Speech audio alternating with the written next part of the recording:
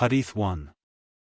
Narrated Abu Hurairah, Allah's Messenger, peace and blessings be upon him, said, the performance of Umrah is an expiation for the sins committed between it and the previous one.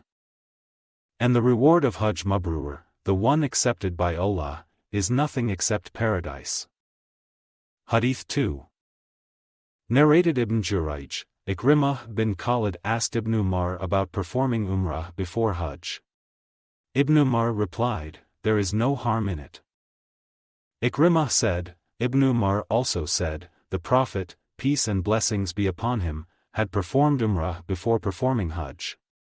Narrated Ikrimah bin Khalid, I asked Ibn Umar the same, as above. Hadīth 3. Narrated Mujahid, Urwah bin Az-Zubayr and I entered the mosque of the Prophet, and saw Abdullāh bin Umar sitting near the dwelling place of Aisha, and some people were offering the duha prayer. We asked him about their prayer and he replied that it was a heresy. He, Urwah, then asked him how many times the Prophet, peace and blessings be upon him, had performed Umrah. He replied, 4 times, one of them was in the month of Rajab. We disliked to contradict him. Then we heard Aisha, the mother of faithful believers, cleaning her teeth with siwak in the dwelling place. Urwah said, O mother of the believers! Don't you hear what Abu Abdurrahman is saying? She said, what does he say? Urwah said, he says that Allah's Messenger, peace and blessings be upon him, performed 4 Umrah, and one of them was in the month of Rajab. Aisha said, may Allah be merciful to Abu Abdurrahman. The Prophet, peace and blessings be upon him, did not perform any Umrah except that he was with him, and he never performed any Umrah in Rajab. Hadīth 4. Narrated Urwah bin Az-Zubayr, I asked Aisha, whether the Prophet, peace and blessings be upon him, had performed Umrah in Rajab. She replied, Allah's Messenger, peace and blessings be upon him, never performed any Umrah in Rajab.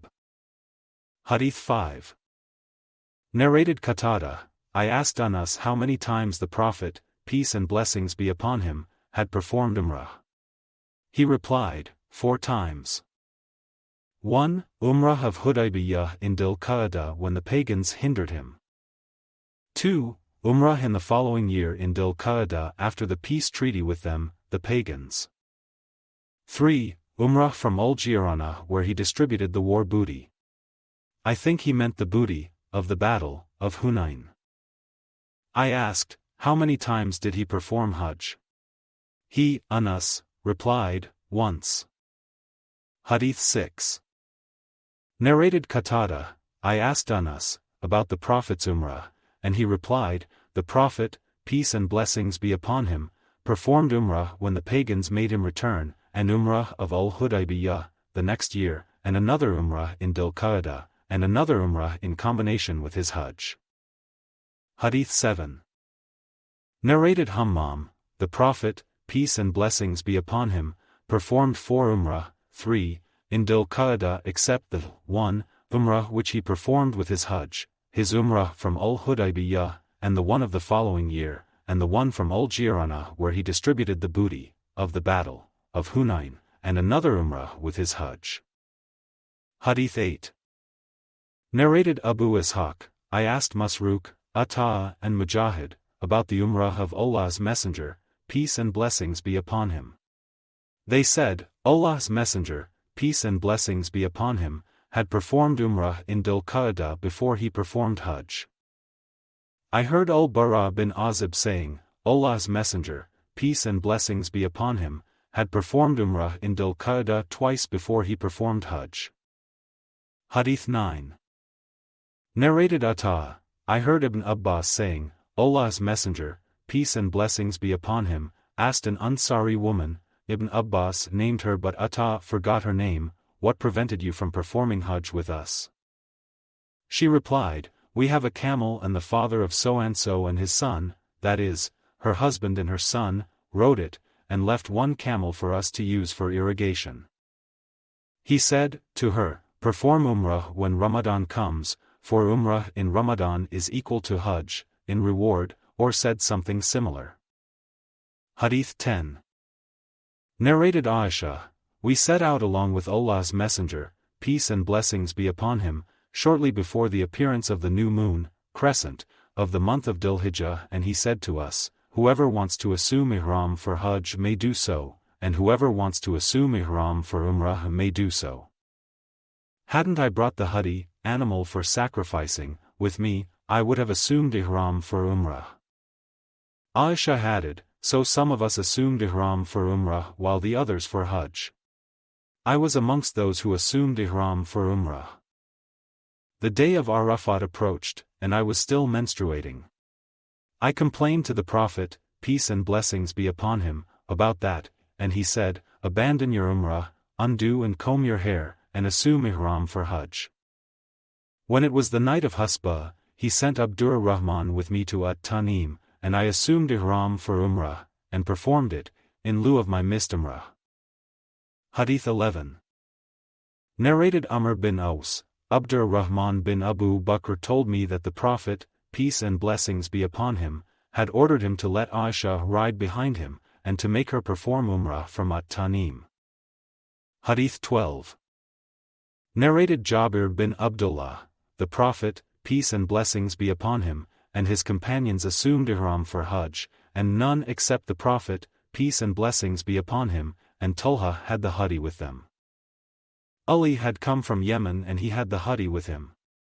He, Ali, said, I have assumed Ihram with an intention like that of Allah's Messenger, peace and blessings be upon him, has assumed it.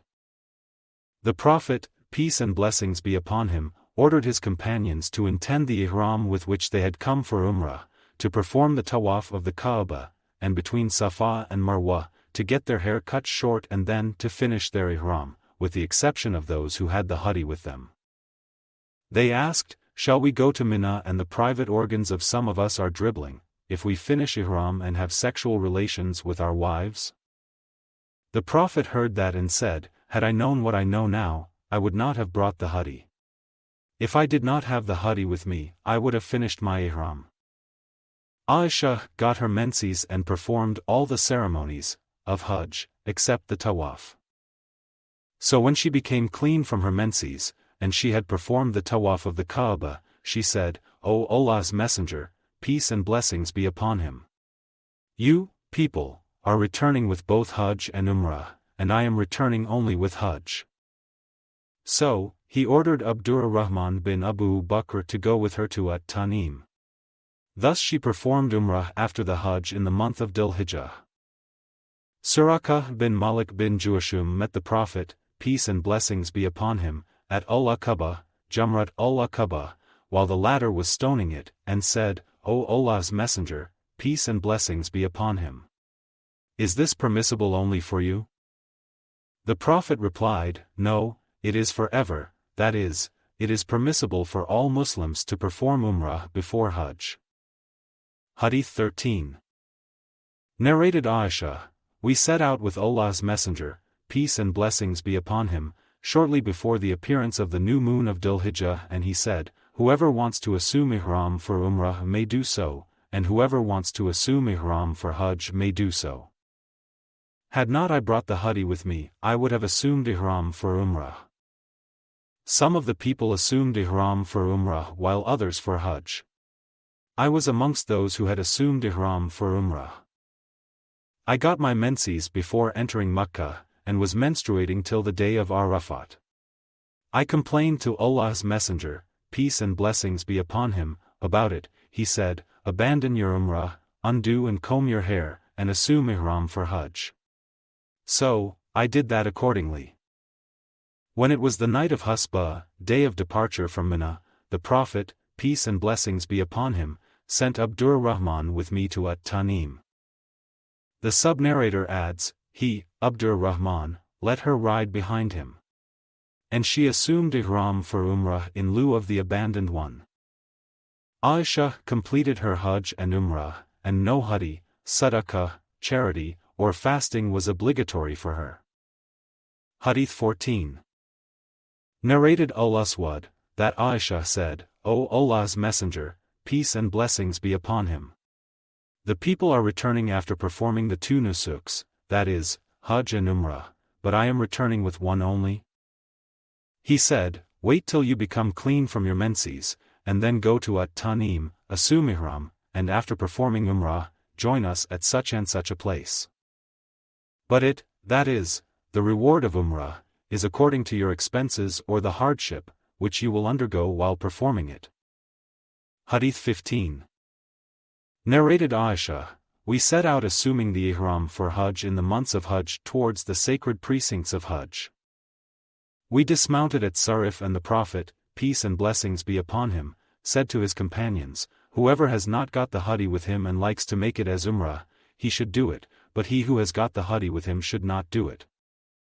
The Prophet, peace and blessings be upon him, and some of his wealthy companions had the Hady with them, so they did not finish Ihram after performing the Umrah. The Prophet, peace and blessings be upon him, came to me while I was weeping. He asked me the reason for it. I replied, I have heard of what you have said to your companions and I cannot do the Umrah. He asked me, what is the matter with you? I replied, I am not praying. He said, there is no harm in it, as you are one of the daughters of Adam, and the same is written for you as for others. So, you should perform Hajj and I hope that Allah will enable you to perform the Umrah as well. So, I carried on till we departed from Mina and halted at Al-Muhassab.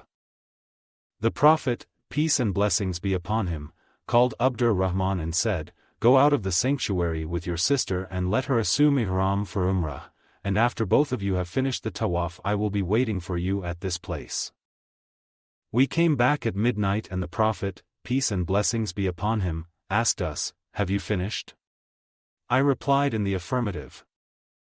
He announced the departure and the people set out for the journey, and some of them had performed the Tawaf of the Kaaba before the morning prayer, and after that the Prophet, peace and blessings be upon him, set out for Medina. Hadīth 16. Narrated Safwan bin Ya'la bin Umayyah from his father who said, a man came to the Prophet, peace and blessings be upon him, while he was at Jirana. The man was wearing a cloak which had traces of kaluk or sufra, a kind of perfume. The man asked, the Prophet, peace and blessings be upon him, what do you order me to perform in my Umrah? So, Allah inspired the Prophet, peace and blessings be upon him, divinely and he was screened by a piece of cloth. I wished to see the Prophet, peace and blessings be upon him, being divinely inspired. Umar said to me, come. Will you be pleased to look at the Prophet, peace and blessings be upon him, while Allah is inspiring him? I replied in the affirmative. Umar lifted one corner of the cloth and I looked at the Prophet, peace and blessings be upon him, who was snoring. The sub-narrator thought that he said, the snoring was like that of a camel. When that state was over, the Prophet, peace and blessings be upon him, asked, where is the questioner who asked about Umrah? Put off your cloak and wash away the traces of kaluk from your body, and clean the sufra, yellow color, and perform in your Umrah what you perform in your Hajj, that is, the Tawaf round the Kaaba and the Sa'i between Safa and Marwa. Hadīth 17. Narrated Hisham ibn Urwa from his father who said, while I was a youngster, I asked Aisha, the wife of the Prophet, what about the meaning of the statement of Allah, verily. The mountains, As-Safa and Al-Marwa, are among the symbols of Allah. So, it is not harmful if those who perform Hajj or Umrah of the house, Kaaba at Makkah, to perform the going, Tawaf, between them? Surah 2, Ayah 158. I understand, from that there is no harm if somebody does not perform the Tawaf between them. Aisha replied, no, for if it were as you are saying, then the recitation would have been like this, it is not harmful not to perform Tawaf between them.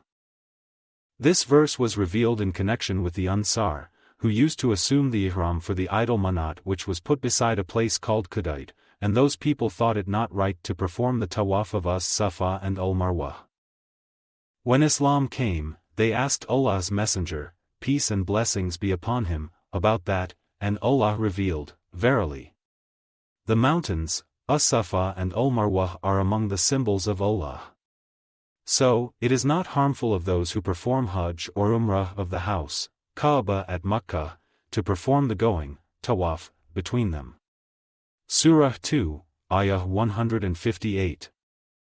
Sufyan and Abu Muawiyah added from Hisham, from Aisha, the Hajj or Umrah of the person who does not perform the going, Tawaf, between As-Safa and Al-Marwa is incomplete in Allah's sight. Hadith 18.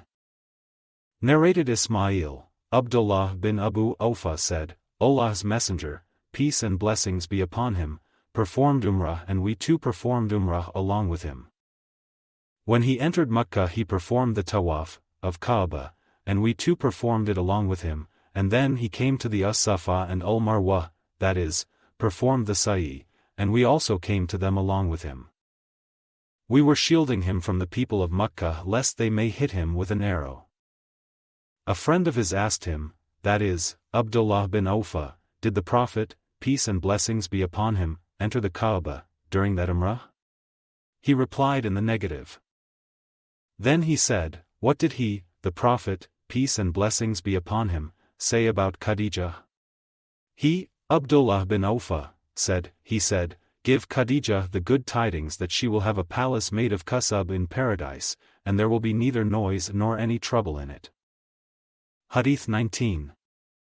Narrated Amr bin Dinar, we asked Ibn Umar whether a man who had performed the Tawaf of the Kaaba, but had not performed the Tawaf between As-Safa and Al-Marwa yet, was permitted to have sexual relation with his wife. He replied, the Prophet, peace and blessings be upon him, arrived, at Makkah, and circumambulated the Kaaba 7 times, and then offered a 2-rakat prayer behind Maqam Ibrahim, and then performed the going, Tawaf, between As-Safa and Al-Marwa, 7 times, and verily, in Allah's Messenger, peace and blessings be upon him, you have a good example. And we asked Jabir bin Abdullah, the same question, and he replied, he should not go near her till he has finished the going, Tawaf, between As-Safa and Al-Marwa. Hadith 20. Narrated Abu Musa al-Ash'ari, I came to the Prophet, peace and blessings be upon him, at Al-Batha while his camel was kneeling down, and he asked me, have you intended to perform the Hajj? I replied in the affirmative. He asked me, with what intention have you assumed Ihram? I replied, I have assumed Ihram with the same intention as that of the Prophet. He said, you have done well. Perform the Tawaf of the Kaaba and the Ṣaḥīḥ, between As-Safa and Al-Marwa and then finish the Ihram. So, I performed the Tawaf around the Kaaba and the Ṣaḥīḥ between As-Safa and Al-Marwa, and then went to a woman of the tribe of Qais who cleaned my head from lice. Later, I assumed the Ihram for Hajj.